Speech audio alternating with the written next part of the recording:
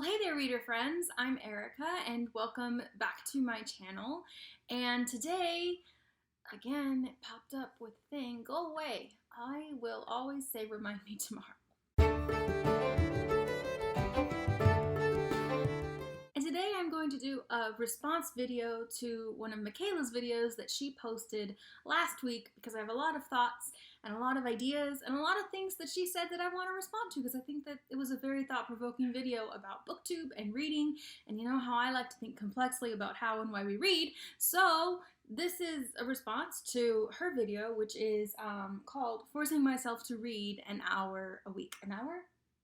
Yes, forcing myself to read an hour a week. Boy, that's ambitious. Before we get started, I have two things to say to Mikayla. First of all, please don't stand on rolly chairs again because that was not good for my blood pressure. I was very concerned for your safety.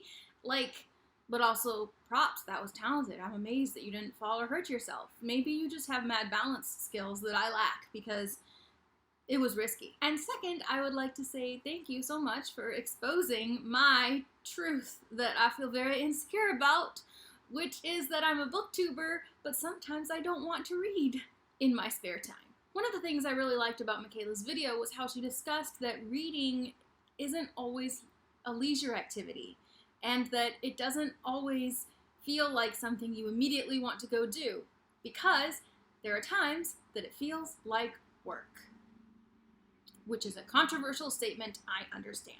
Reading is marketed as like a pleasure activity, something you do in your spare time, but for those of us who spent our, academic careers studying literature, we had to untrain ourselves for how to read in a pleasurable way versus a critical way.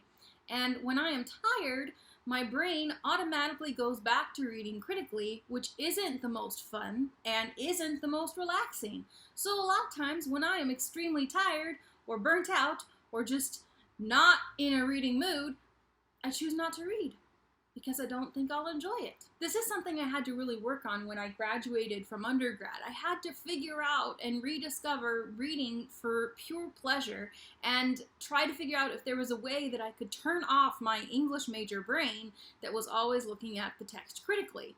And in the, 8 years since undergrad, I can tell you definitively that I cannot turn off the English major reading brain within me completely at all. It just doesn't happen. But I have noticed that when I'm tired, my brain automatically, for some reason, decides to be super critical, and I can't just read for fun. I find that I flip into that super critical mode, and it makes it really hard for me to enjoy anything I'm reading. Even if I intellectually know, Erica, this is a commercial contemporary romance, it is not going to be necessarily the most well written, it's not going to have the most well developed characters, the plot is going to be very predictable, and all that's okay because it's a contemporary romance. But my brain is like, why are there clauses here that don't need to be here? Why is this not a complete sentence? Why is this character saying the same phrase 3 times in one page? My brain just becomes uber critical it just becomes super critical reading wise when I'm tired. And I'm tired a lot, which means a lot of times when I'm tired, I don't want to read because I want to enjoy the things I do in my spare time. Mikayla, I don't know what your undergrad degree, what your education background is. I wonder if there are other fields where this happens. I think that so much of our collegiate education, especially in the US, is focused on reading and reading for information and reading to decipher information, and because of that, we kind of learn how to read in a way that isn't necessarily for pleasure, but is more for getting information. And when that happens, your brain, it's working. It's hard. Your brain is working. It's working. It's work. It's hard. It's not leisurely. It's not leisurely. One of the things I've struggled with since I started BookTube is the fact that a lot of times in my spare time, like Mikayla, I don't necessarily want to read. For the reasons I said before, but also because there are other things I'd rather do. When I'm really tired and burnt out, to be honest, I want to watch television. I like television. I enjoy it a lot, and it's something that I find relaxing, and it's something that doesn't require a lot of brain energy on my part, and it's just something that I love. Another thing I really love to do in spare times, especially if I'm really stressed, is to play video games because I can make progress and feel like I'm succeeding at things. When in real life, sometimes I'm like, why is no progress getting made on this project? Why is everything going sideways? It creates order from chaos in a way that I can't do in my real life, which is why I value video games and why I think they're very therapeutic for me.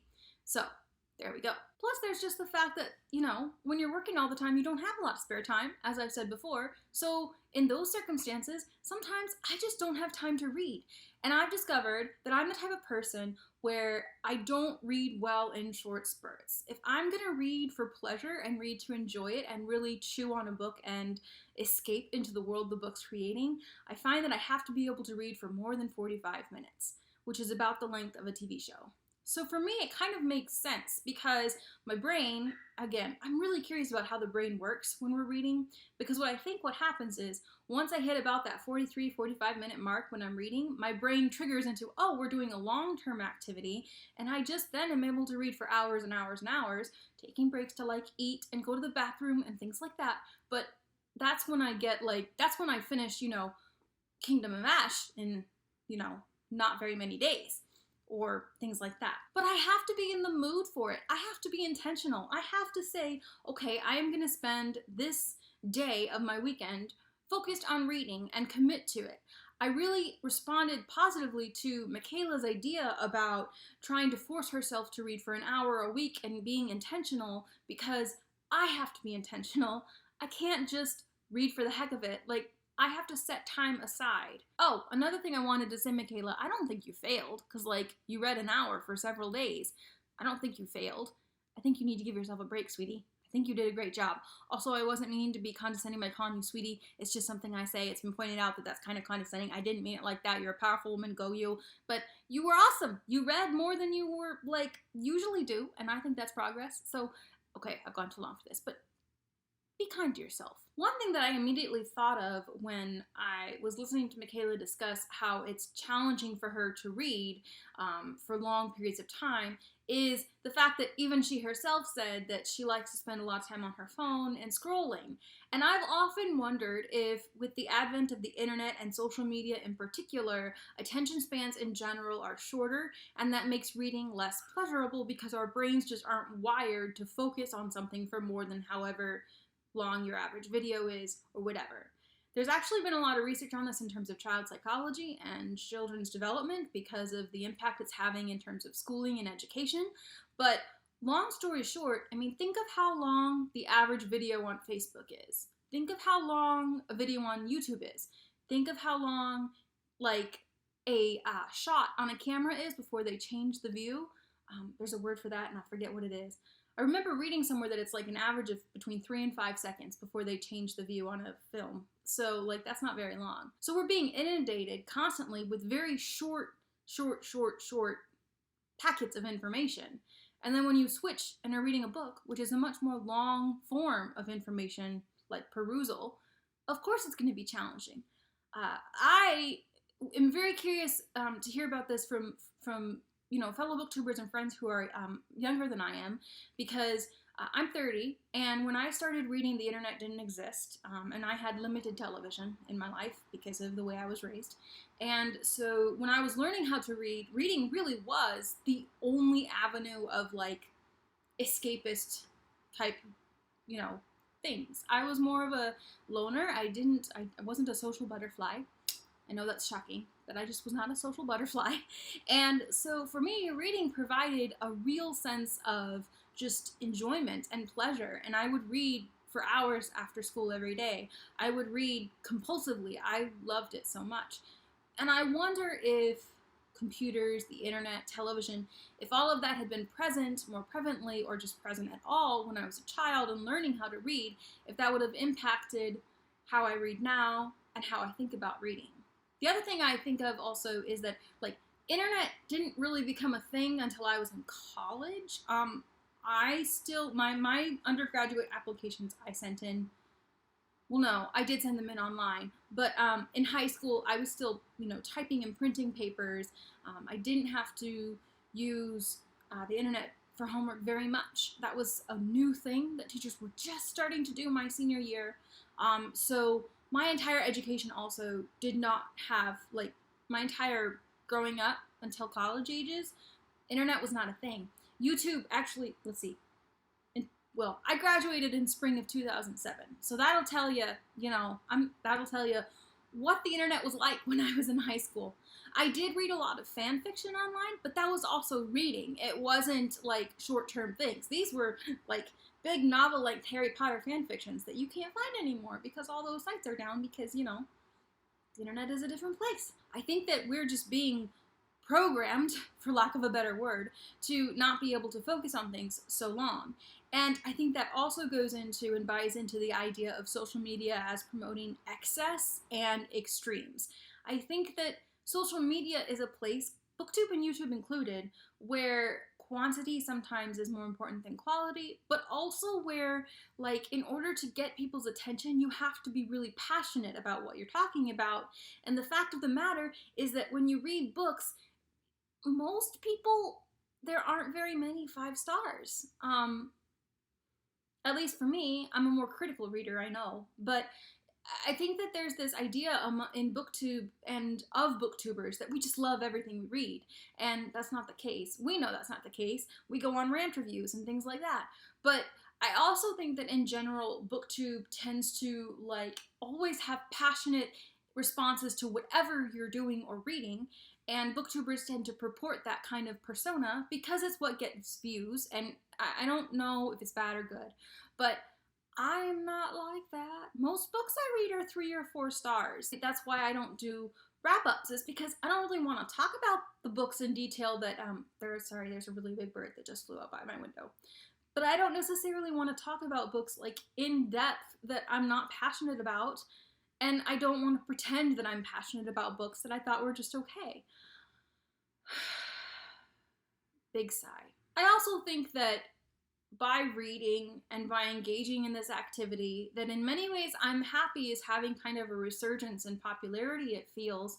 I think that we're engaging in consumption in a way that is going up against the machine that is capitalist culture and consumer culture.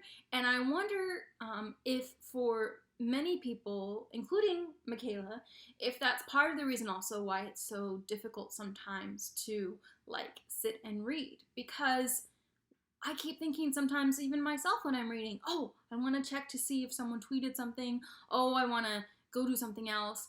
I really think that reading in and of itself is an activity that when you do it the way that I do it, which is similar to what you said, Mikayla, where like I'm actually creating the pictures and the worlds of what's going on in my mind. It's a very immersive, engaging experience for me when I get into that headspace. I also don't understand how people just read but don't do that. I do that with like nonfiction and like work, like academic reading, but not for fiction. Like I'm creating that story in my head, but I do think that there's something to be said for that, and that when you are reading like that, it is work, it is immersive, your brain is working in a different way than when you're doing television or scrolling the feed. It is a different activity, and I wish that we would stop like talking about it as if it's the same thing as watching television, or as if it's the same thing as, like, you know, spending time scrolling your Facebook feed, because it's not the same for many of us. And I think that it's a different type of experience, and in some ways I think it's a bit of a rebellious, revolutionary type of activity, because you do it on your own. You have complete control over when you start and stop. There's no advertisements, which is one of the big parts of reading that appeals to me. And you ultimately are creating the world yourself. You have complete control. And I think that in a world where we're constantly being inundated with information, but also like told information in a very specific way with a very specific timestamp with advertisements, that reading is important. And I think it causes us to think more deeply, and it makes us, it gives us a way to talk about things with others that is different, and I really like that. But I also feel like, you know, it is work. It's both pleasure, it's both a leisure activity and work, but it's not consumptive entertainment. And I think that that aspect of what reading does and what reading is and how it works is really interesting, and I could talk about it forever. I wish I could like meet a neuroscientist and like have them like map my brain when I'm in that imaginative reading space, because I'm real curious about what's happening and how it's working. But that'll be a discussion for another day. Thanks for posting that video, Mikayla. Obviously, it was really inspiring and made me think of a lot of things. I hope that I didn't say anything that offended you. Yeah, thanks for bringing up the discussion. And if those of you that are watching have anything to say, anything to add, feel free to comment it down below. Subscribe if you'd like to, and I will see you next time. Bye, guys.